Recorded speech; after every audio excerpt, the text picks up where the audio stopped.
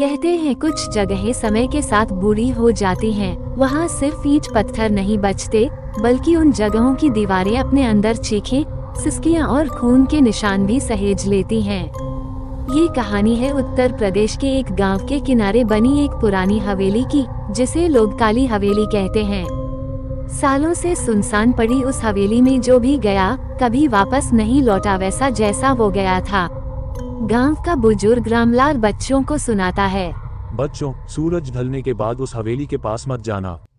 वहाँ औरत की चीखें सुनाई देती हैं। रात को दिए अपने आप जलते बुझते हैं। जो भी जिज्ञासा में अंदर गया उसने कुछ ऐसा देखा जिसका वर्णन तक नहीं कर पाया।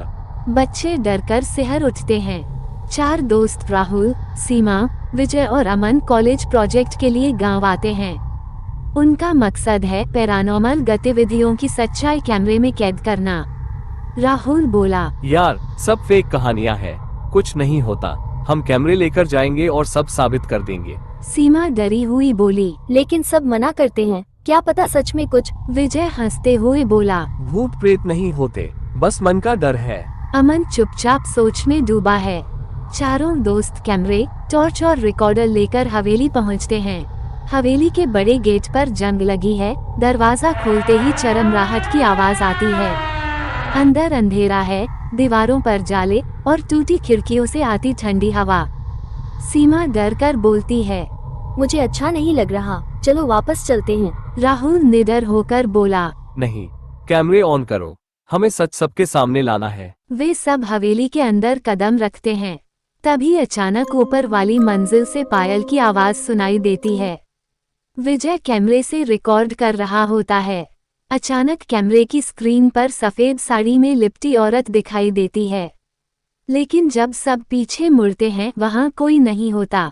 सीमा चीख उठती है, मैंने देखा था, यही खड़ी थी। राहुल गुस्से में बोला, ये भ्रम है, डर के कारण सबको ऐसा लगता है। पर तभी हवेली के दरवाजे अपने आप बंद हो जाते हैं। अमन टॉर्च घुमाता है तो देखता है कि दीवार पर खून से लिखा है, मुझे इंसाफ दो। चारों घबराकर एक कमरे में जाते हैं। वहाँ पुरानी अलमारी मिलती है। अलमारी खोलते ही उनमें से एक पुराना पत्र गिरता है। पत्र की हेडलाइन, काली हवेली में नवविवाहिता की हत्या, रहस्य आज तक बरकरार। अब सबको एहसास होता है कि यह हवेली सच में किसी हत्या की गवाह है। राहुल पत्र पढ़ते हुए, 50 साल पहले इस हवेली में एक अमीर जमींदार की पत्नी की हत्या हुई थी। कहा जाता है जमींदार ने अपनी ही पत्नी को यातनाएं दी और एक रात उसको जिंदा जला दिया, लेकिन लाश कभी नहीं मिली। सीमा कांपती हुई, तो क्या वो आत्मा अब भी इंसाफ मांग रही है? अचानक कमरे की खिड़की जोर से बंद हो जाती है और चारों को औरत की चीख सुनाई देती है। रात गहराने लगती है। विजय कहता है, हमें निकलना चाहिए, रात काफी अंधेरी और डरावानी हो रही है। पर दरवाजा बंद हो चुका था। तभी सीढ़ियों से सफेद साड़ी वाली औरत धीरे धीरे नीचे उतरती है। उसकी आंखों से खून जैसी लाल है और चेहरा काफी डरावना, कोई भी देख ले तो उसके प्राण सूख जाए। चारों जड़ हो जाते हैं। औरत कराहती आवाज में कहती है, मुझे इंसाफ दो, मैं निर्दोष थी। सीमा कांपते हुए पूछती है, हम क्या करें, तुम्हें कैसे इंसाफ मिलेगा? औरत इशारा करती है हवेली के पिछवाड़े की ओर। चारों हिम्मत करके जाते हैं।